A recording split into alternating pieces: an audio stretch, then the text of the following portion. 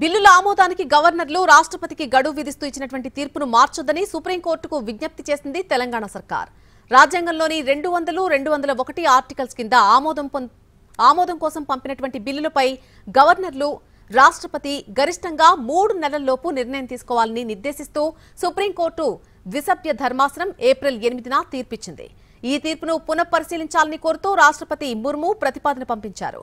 అయితే రాష్ట్రపతి ప్రతిపాదనకు విచారణకు సంబంధించినటువంటి అర్హత లేదంటోంది తెలంగాణ సర్కార్. బిల్లుల ఆమోదానికి గరిష్టంగా ఇచ్చిన 3 నెలల ప్రతిపాదనను పునఃపరిశీలించాలన్న రాష్ట్రపతి ప్రతిపాదనను తిరస్కరించాలని కోరుతూ సుప్రీంకోర్టులో తెలంగాణ ప్రభుత్వం కౌంటర్ దాఖలు చేసింది. స్టేట్ ఆఫ్ తమిళనాడు కేసులో ఇచ్చిన తీర్పును మార్చొద్దని తెలంగాణ ప్రభుత్వం అభ్యర్థించింది.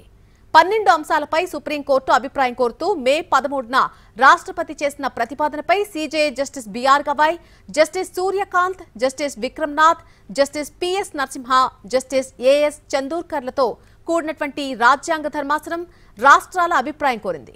జూలై 22న నోటీసులు జారీ చేసింది. దీంతో తెలంగాణ ప్రభుత్వం 27 పేజీల కౌంటర్ దాఖలు చేసింది.